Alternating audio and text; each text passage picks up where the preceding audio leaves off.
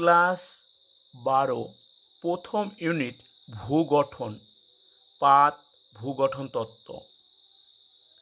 প্রথম প্রশ্ন, প্লেট বা পাত কাকে বলে? প্লেটের বৈশিষ্ট্য লেখো 3 মার্কের। তা প্লেট কাকে বলে তা ছবি আকারেই বোঝাচ্ছি। প্লেট হচ্ছে অ্যাস্থনোস্ফিয়ারের ওপরে ভাসমান ও চলনশীল শিলামণ্ডলের শক্ত, কঠিন ও অনমনীয় খণ্ডগুলোকে প্লেট বা পাত বলে। তা ছবি আকারে দেখেলি যে এটা তো কেন্দ্রমণ্ডল, এটা গুরুমণ্ডল, এই গুরুমণ্ডলের একটা অন্তঃগুরুমণ্ডল, এটা বহির্মণ্ডল। এই বহির্গুরুমণ্ডলের ওপরে একটা পিচ্ছল পদার্থ রয়েছে অ্যাস্থনোস্ফিয়ার। এর ওপরেই এই যে ভূত্বক বা শিলামণ্ডল রয়েছে, এগুলোকে বলা হয় প্লেট। খণ্ড খণ্ড আকারে রয়েছে, কোনোটা ছোট কোনোটা বড়, ঠিক আছে। তাই এই অ্যাস্থনোস্ফিয়ারের ওপরেই এই খণ্ড খণ্ডগুলো ভাসছে, সেগুলোকে বলা হয় প্লেট। তাহলে কি বলছে? অ্যাস্থনোস্ফিয়ারের ওপরে ভাসমান ও চলনশীল। তাহলে এই অ্যাস্থনোস্ফিয়ারের ওপরেই ভাসমান আর চলনশীল শিলা মণ্ডলের শক্ত, কঠিন ও অনমনীয় খণ্ডগুলোকে প্লেট বলা হয়। এই যেগুলো শক্ত, কঠিন, অনমনীয় খণ্ডগুলোকেই বলছে কি প্লেট। তাহলে কি জানলাম? যে অ্যাস্থনোস্ফিয়ারের ওপরেই যে খণ্ড খণ্ড অংশগুলো রয়েছে সেগুলো ভাসমান, চলনশীল, সেগুলোকেই বলছে প্লেট। তা উদাহরণ হচ্ছে পৃথিবীর সবথেকে বড় প্লেট হচ্ছে প্রশান্ত মহাসাগর প্লেট। বৈশিষ্ট্য, প্রথম অবস্থান কোথায় অবস্থিত? তা এই দেখো অ্যাস্থনোস্ফিয়ারের উপরে অবস্থিত। তাহলে ভূ অভ্যন্তর মানে পৃথিবীর ভেতরে বহির্গুরুমণ্ডলে, এই যে এটা বহির্গুরুমণ্ডল, তার উপরে অ্যাস্থনোস্ফিয়ারের স্তরের ওপর পাতগুলি ভাসমান। এই অ্যাস্থনোস্ফিয়ারের উপরে পাতগুলি ভাসমান অবস্থায় রয়েছে। 2, আয়তন। পাতগুলি আয়তন বিভিন্ন রকমের হয়।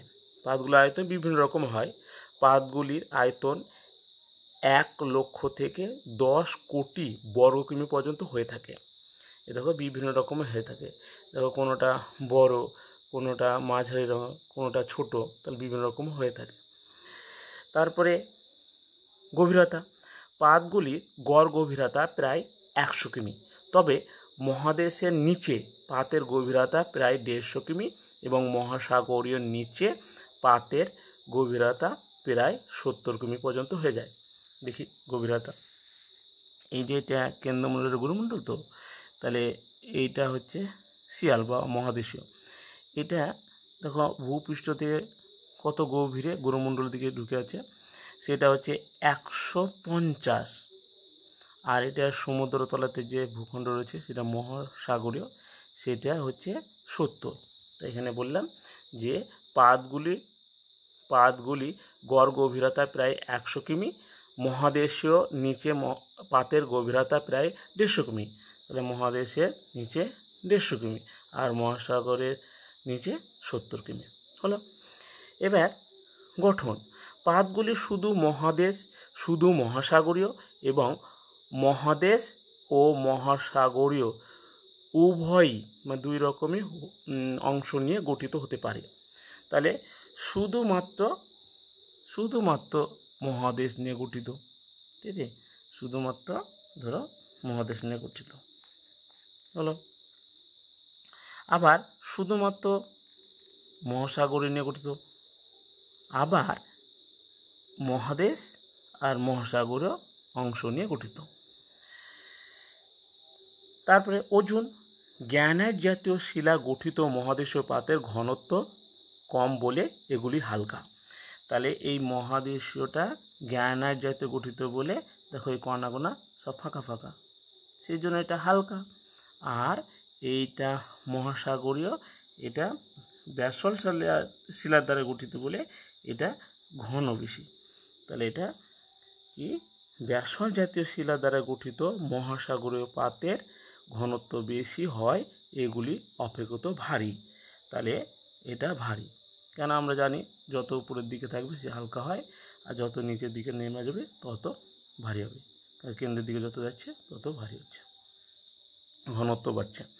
এবার পাতের প্রান্ত, পাতগুলি চলন চারিদিকে ধার বা কিনারাকে প্রান্ত বলা হয়। চলমান পাতের অগ্রবর্তী প্রান্তটা সক্রিয় এবং পশ্চাৎবর্তী প্রান্তটি নিষ্ক্রিয় হয়। তাহলে এইগুলো যদি পাত ধরা হয়, তাহলে এই অংশটা এখানে ধরে নিয়ে নিলাম, এটা ধরে এদিকে চলছে, তাহলে এই পাতের সামনের অংশটা সক্রিয় আর পশ্চাৎ মানে পেছনের দিকটা হচ্ছে নিষ্ক্রিয়।